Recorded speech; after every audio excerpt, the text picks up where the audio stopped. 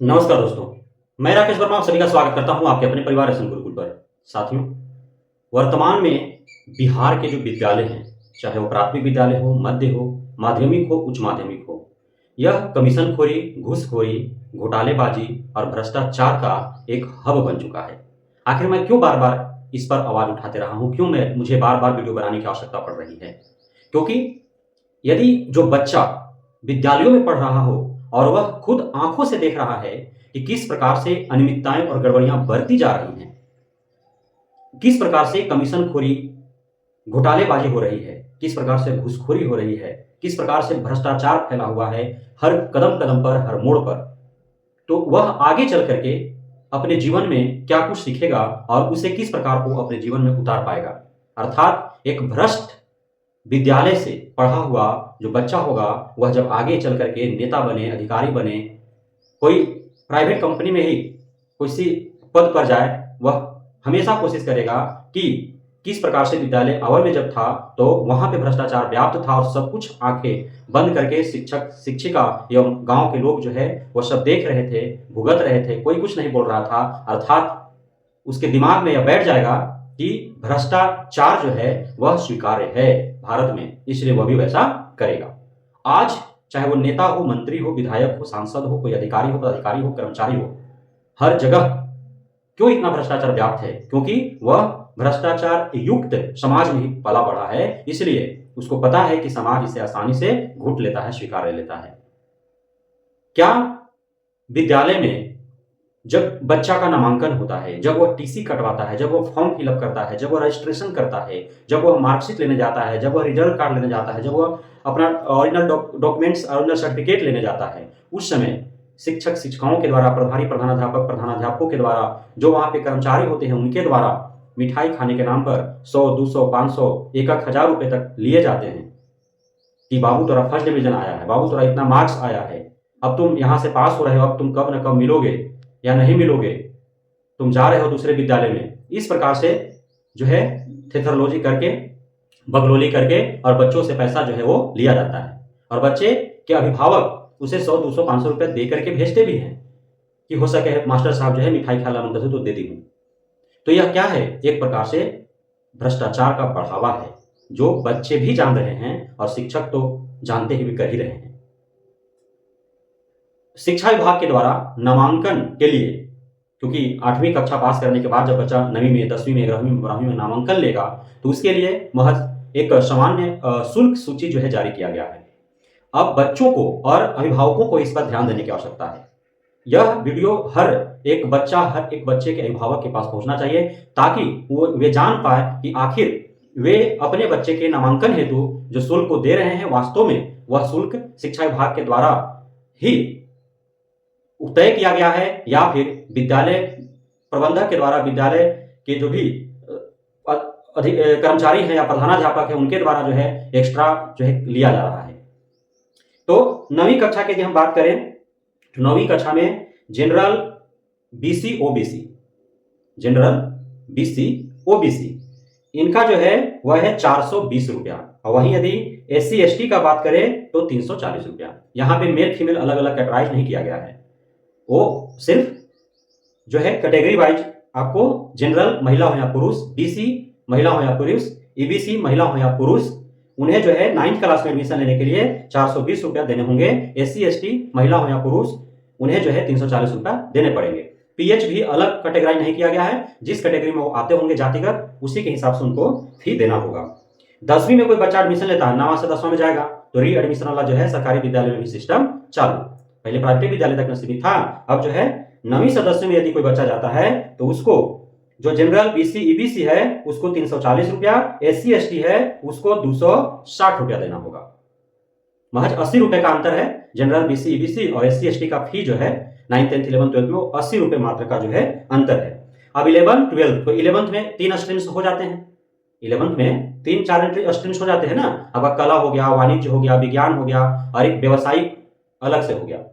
तो इसके लिए जो 11वीं में जाएगा तो 11वीं के जनरल बीसी ईबीसी को 940 रुपया देना है और जो एससी एसटी है उनको 560 रुपया देना है।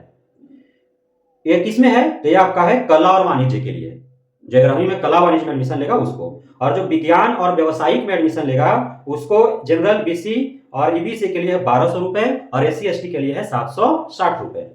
उसके बाद 12वीं में एडमिशन लेना है, क्योंकि 11वीं के बाद 12वीं में जाएंगे। अब 12वीं में एडमिशन लेना है तो कला वाणिज्य के लिए 850 रुपए तय किया गया है जनरल बीसी ईबीसी के लिए, और 470 रुपए एससी एसटी के लिए। वहीं यदि विज्ञान और व्यवसायिक में एडमिशन लेना है तो जनरल बीसी ईबीसी को 1110 रुपए और एससी एसटी को 670 रुपए। ये जो है नामांकन शुल्क तय किया गया है। अब जो बच्चा 9वीं में जो नामांकन किया है बच्चा, और 9वीं से वो कहाँ जाएगा, 11वीं में, जैसे 9वां से लेकर के 12वां तक का विद्यालय है तो 9वां में एडमिशन कराते समय एडमिशन शुल्क दिया, और 10वां में भी वहीं पढ़ा, और 10वां के बाद वह दूसरे विद्यालय में न जाकर के उसी विद्यालय के 11वीं में एडमिशन लेता है तो उसको 50 रुपए कम लगेंगे। ठीक है, तो ये जो है मुख्य रूप से तय किया गया है सभी विद्यालयों के नामांकन शुल्क। अब यहाँ पे क्या हो गया, अब तो जो प्राइवेट स्कूल्स, जो निजी विद्यालय हैं, वहां पे हर कक्षा में प्री नर्सरी से नर्सरी में जाना है तो जो है एडमिशन शुल्क के नाम पर आपको 1000 रुपए वसूल किए जाते हैं। फिर नर्सरी से एलकेजी में, यूकेजी में, प्रत्येक वर्ष जो है वहां पे री एडमिशन के लिए फी देना पड़ता है। उसी प्रकार से अब बिहार में भी हो गया सरकारी विद्यालयों में। अब 9वीं से 12वीं तक का जो विद्यालय है वहां पे प्रत्येक वर्ष जो है नामांकन के लिए लिया जा रहा है ना, कि 9वीं में इतना लिया जाएगा, 10वीं में इतना, 11वीं में इतना, 12वीं में इतना, तो री एडमिशन शुल्क तो हो जाएगा। तो अब जो री एडमिशन शुल्क वाला जिस पर नाक धुना करते थे लोग, वह तो शिक्षा विभाग जो है वो सही कर दिया, वो खुद अपने सरकारी विद्यालय में भी लागू कर दिया। अब यह भले हो सकता है कि सरकारी विद्यालय में सभी शुल्क जो है वो बेहद कम है, प्राइवेट स्कूल में ज्यादा लिए जाएंगे, यही ना होगा, कम जगह ज्यादा का फर्क रहेगा, लेकिन लिए तो जाएंगे दोनों जगह। तो यह एक खेल यहाँ पे चालू हो गया।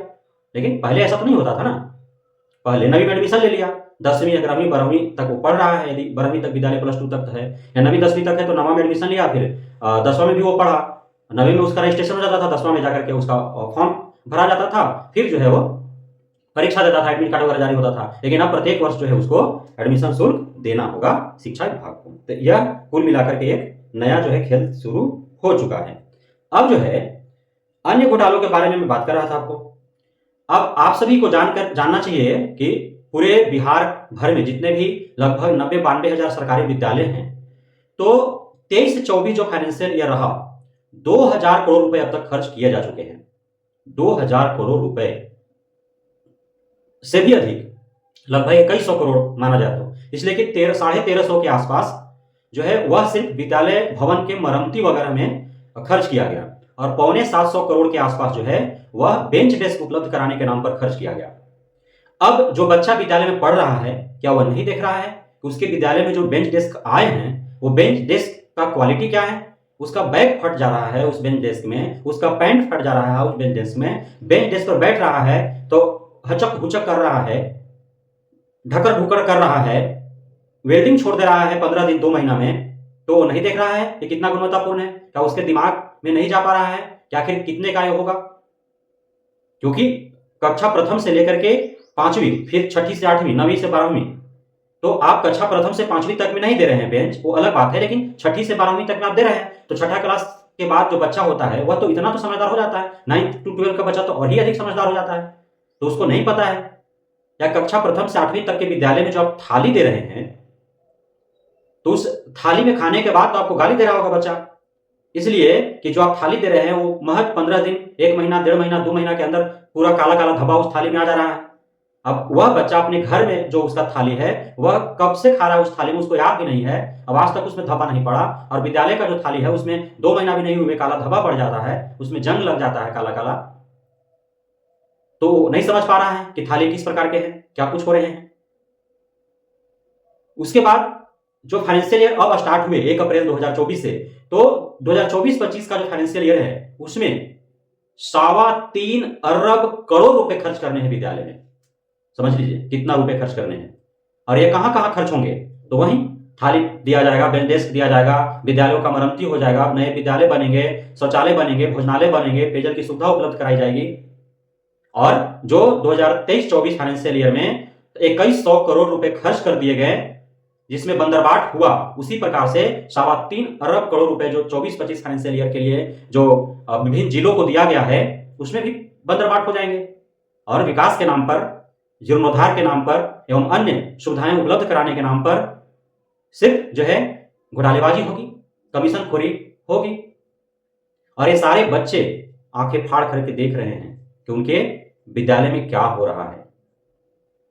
जो टंकी लग रहा है विद्यालय में, वो गर्मी के दिन में हीट होकर के, और जो पानी है उसमें वह गंध करने लगेगा, और वही पानी नलका से आएगा और पिएगा, क्या बच्चा बीमार नहीं पड़ेगा? जो नलका लगाया हुआ है वो 15 दिन, 1 महीना, 2 महीना में जो टूट जाएगा तो बच्चा नहीं समझ पाएगा कि कैसा नल लगाया है, आकर के सभी टूट के बर्बाद हो गए।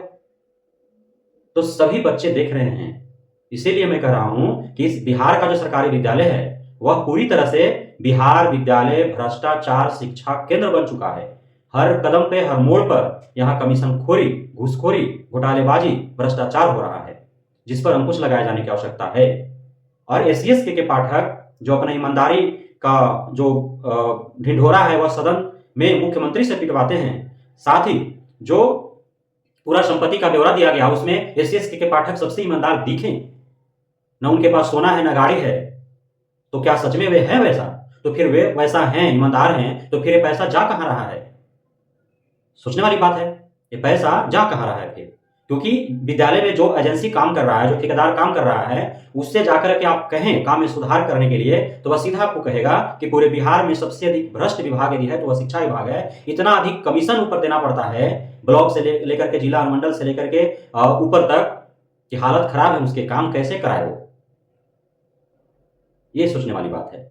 शिक्षक शिक्षिका इस डर से कंप्लेन नहीं कर रहे हैं कि कुछ न कुछ जो है एंगल लेकर के उन पर कार्रवाइयां हो जाएगी। ग्रामीणों का उस और ध्यान नहीं है कि विद्यालय में हो क्या रहे हैं, कैसे हो रहे हैं, क्या आ रहे हैं, क्या जा रहे हैं, क्या खो रहे हैं, क्या पा रहे हैं। बच्चे देख रहे हैं, वो कुछ कर नहीं सकते क्योंकि वो बच्चे हैं, और विद्रोह करेंगे बच्चे। 9 to 12 का बच्चा तो हो ही जाता है ना उस लायक, तो फिर उस पर भी कार्रवाई एसएससी का पाठक कर देंगे कि सरकारी कार्य में बाधा डाल रहा है। उसके पीछे एंगल ढूंढा जाएगा कि किस शिक्षक ने बहकाया। सर, विद्यार्थियों के मन में इतना आया कैसे ये सवाल? कोई तो होगा। अब विद्यालयों पर, जिस विद्यालय में इस प्रकार के होंगे वहां के शिक्षक शिक्षिकाओं, प्रधानाध्यापक पर कार्रवाई हो जाएगी कि नहीं, कुछ न कुछ होगा, आप ही भड़काए होंगे। विद्यार्थियों को इतना समझ कैसे आया कि कमीशन खोरी हो रहा है, भ्रष्टाचारी हो रहा है, घोटालेबाजी हो रहा है? तो ये सारे चीजें इसी वजह से सब दब रहे हैं। यही यदि टेंडर करवा करके किया जाता तो कम पैसे में बेहतर कार्य भी होते, या फिर उसी विद्यालय के प्रधानाध्यापक को दे दिया जाता तो जो इतना व्यापक स्तर पर जो घोटालेबाजी हो रहा है वो नहीं होता, कम होता। एक शिक्षक का जमीन पूरी तरह से नहीं मर जाएगा। एक ठेकेदार है जो वही काम उसी को कराना ही है, वो बाहर भी नली गली रोड पुल पुलिया बना रहा है तो उसमें भी वही कर रहा है, विद्यालय में भी वही करेगा क्योंकि वो उसका पेशा है। लेकिन एक प्रधानाध्यापक के हाथ में जब पैसा आएगा अपने ही विद्यालय के मद में, विद्यालय के विकास मद में, विद्यालय का विकास करने के लिए, तो वह कम से कम इतना ईमानदारी दिखाएगा कि कमीशन जो ऊपर देना है वो तो देते आए हैं, देना ही पड़ेगा। जब प्रधानाध्यापक काम कर रहे थे उस समय भी शिक्षा पदाधिकारियों और अन्य अधिकारियों को जो है कमीशन देना ही पड़ता था, वो देना पड़ेगा, लेकिन कम देना पड़ता था और काम भी वो अच्छा लाजे सर में करवाते थे क्योंकि उन्हें प्रधानाध्यापक के तौर पर बच्चों के बीच में रहना है, अभिभावकों के मध्य रहना है, काफी दिनों तक विद्यालय में रहना है। इसलिए वो बदनामी से बचने के लिए ये जो एजेंसी काम करा रहे, ठेकेदार जो काम करा रहे, उनसे बेहतर वो काम कराते रहे हैं, यह मानना पड़ेगा। लेकिन चूंकि अब अलग अलग बांट इसलिए दिया गया कि प्रधानाध्यापकों पर, शिक्षक शिक्षिकाओं पर कार्रवाई करनी है बात बात पर, और यदि उन्हीं प्रधानाध्यापकों से कमीशन लेगा कोई डीईओ जो काम होगा और उसी पर भी कार्रवाई करेगा तो किसे चलेगा? जिसका नमक खाएगा उसका नमक हलाली कैसे कर सकता है? यह इसलिए जो है बांट दिया गया कि काम प्रधानाध्यापकों को मत दो, यदि दोगे और कमीशन लोगे तो फिर नरम पड़ जाओगे, उस पर जो है कार्रवाई नहीं कर पाओगे, इसलिए उनसे मुक्त कर दो उन लोगों को। और बात बात पर जो है शिक्षक शिक्षिकाओं को, प्रधानाध्यापकों पर जो है नोटिस भेजते रहो, उनका वेतन काटते रहो, उनका वेतन स्थगित करते रहो, उनको कारण बताओ नोटिस, उनको स्पष्टीकरण के लिए भेजते रहो, ज्यादा हुआ तो सस्पेंड कर दो, एकदम बोलती बंद करके रखो कि कोई बोल ही नहीं पाए।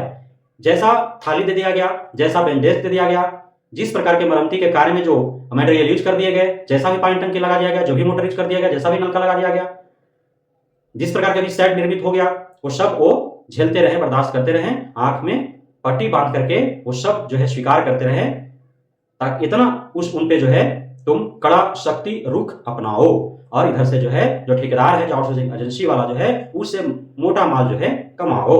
ये जो है एक एससीएस के पाठक के द्वारा निंजा तकनीक अपनाया गया कि सांप भी मरे और लाठी भी ना टूटे।